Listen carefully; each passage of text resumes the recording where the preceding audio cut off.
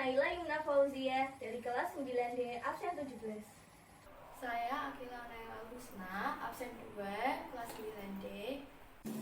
Nama saya Visanera Firdaus dari kelas 9D, absen 12. Kali ini kita akan belajar tentang struktur bunga dan fungsinya, serta proses penyerbukan bunga.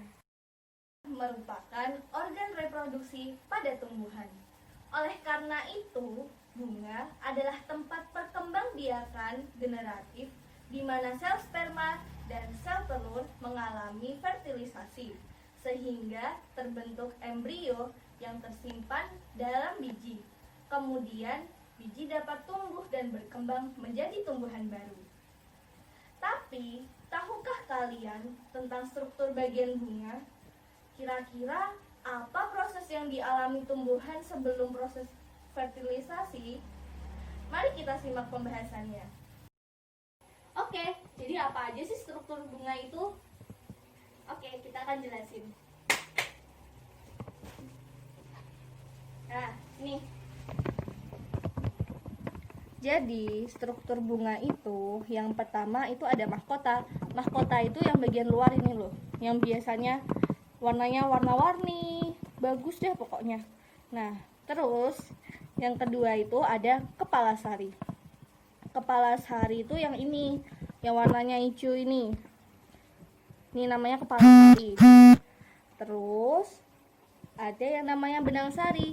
Benang sari itu adalah tubuhnya dari kepala sari yang ini. Terus ada yang namanya kepala putih. Kepala putih yang mana sih? Kepala putih yang putih ini. Ini namanya kepala putih, yang putih ini. Ada juga yang namanya tangkai putih. Tangkai putih itu bagian badan dari kepala putih. Terus ada yang namanya kelopak. Ini dia yang bagian bawah ini. Ini adalah kelopak bunga yang sini ini. Terus yang terakhir ada tangkai bunga. Kemudian kita akan membahas tentang fungsi dari bagian-bagian bunga. Yang pertama ada tangkai bunga yang berfungsi sebagai tempat menempelnya bunga pada batang.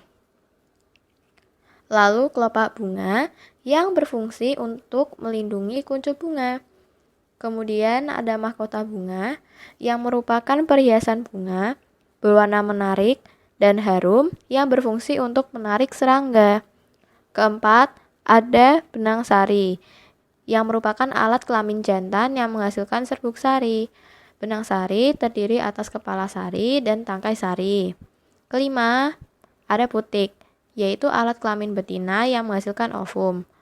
Putik terdiri atas kepala putik, tangkai putik, dan bakal buah atau bakal biji. Pada tumbuhan, proses fertilisasi atau pembuahan diawali dengan peristiwa polinasi atau penyerbukan. Peristiwa penyerbukan merupakan proses jatuhnya serbuk sari dari kepala sari yang matang ke kepala putik. Peristiwa penyerbukan ini dapat terjadi melalui dua cara.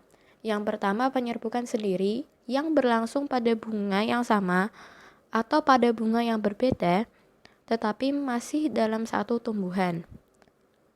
Sedangkan penyerbukan yang berlangsung di antara bunga dari tumbuhan yang berbeda, tetapi masih dalam satu spesies, disebut penyerbukan silang.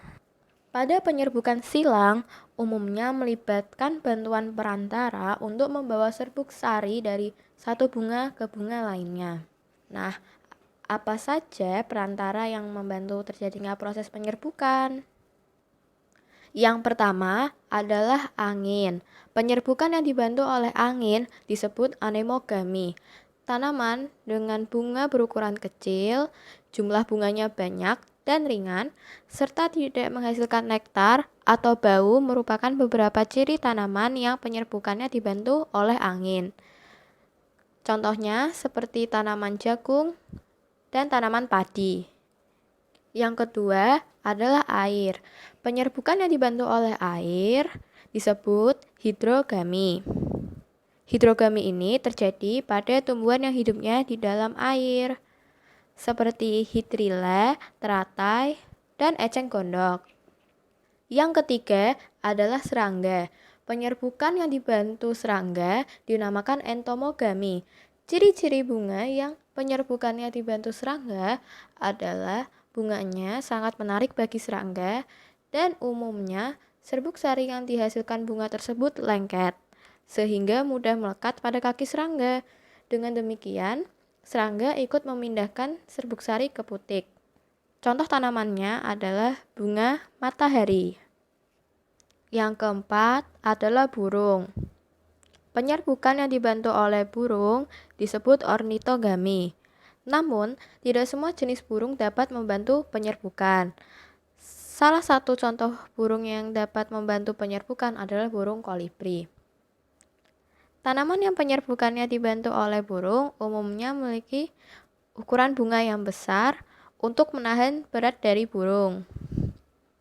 Berwarna merah cerah, tidak berbau, menghasilkan nektar dalam jumlah cukup banyak, dan mahkota bunganya berbentuk trompet.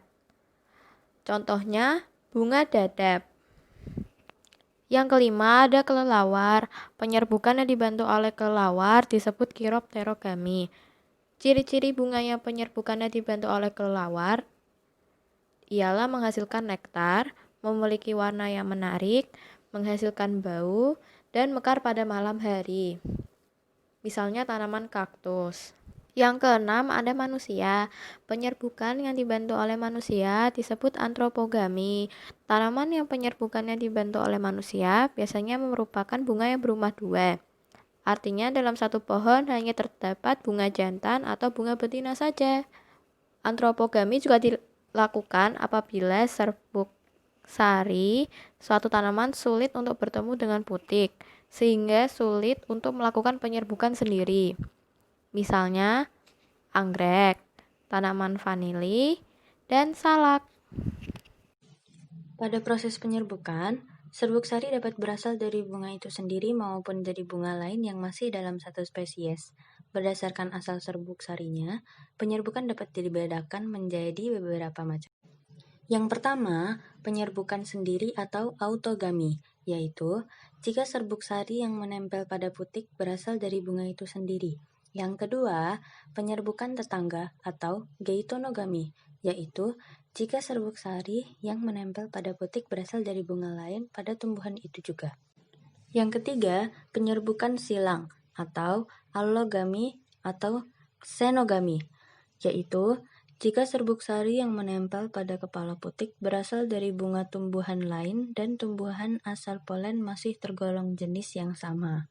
Yang keempat, penyerbukan bastar atau hibridogami, yaitu jika serbuk sari yang menempel pada kepala putik berasal dari bunga pada tumbuhan lain yang berbeda jenis atau setidaknya memiliki satu sifat beda. Setelah proses penyerbukan, akan terjadi proses pembuahan. Zigot yang terbentuk karena proses pembuahan kemudian akan tumbuh menjadi embrio di dalam biji. Biji kemudian disebarkan dengan bantuan angin, air, atau hewan. Penyebaran biji yang jauh dari induk akan meningkatkan peluang biji untuk tumbuh dan berkembang dengan baik menjadi individu baru. Berikut ini adalah cara penyebaran biji dan istilah untuk masing-masing perantara. Yang pertama adalah anemokori. Proses penyebaran biji dengan bantuan angin disebut anemokori. Contohnya adalah biji bunga dandelion. Yang kedua, hidrokori. Proses penyebaran biji dengan bantuan air disebut hidrokori. Contohnya adalah pohon kelapa dan bakau. Yang ketiga adalah zookori. Proses penyebaran biji dengan bantuan hewan disebut dengan zookori. Penyebaran ini dibagi menjadi 4, yaitu entomokori, chiropterokori, ornitokori, dan mammokori. Yang pertama adalah entomokori, yaitu penyebaran biji dengan perantara serangga. Contohnya adalah wijen dan tembakau. Yang kedua adalah chiropterokori, yaitu penyebaran biji dengan perantara kelelawar. Contohnya adalah jambu biji dan pepaya.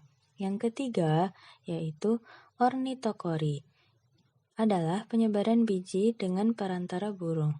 Contohnya adalah tumbuhan beringin dan benalu. Yang keempat adalah mammokori, yaitu penyebaran biji dengan perantara mamalia. Contohnya adalah hewan luwak yang membantu dalam proses penyebaran biji kopi.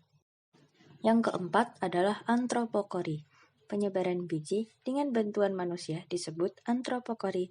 Proses penyebaran dengan cara ini dapat terjadi secara sengaja ataupun tidak sengaja. Contohnya adalah rumput. Kesimpulan dari materi kali ini adalah tumbuhan dapat melakukan perkembangbiakan secara seksual dan aseksual. Penyerbukan tumbuhan dapat dibantu oleh angin, serangga, burung, kelelawar, dan manusia. Penyebaran biji dapat dibantu oleh angin, air, serangga, kelelawar, burung, mamalia, dan juga manusia. Sekian pembahasan dari kami.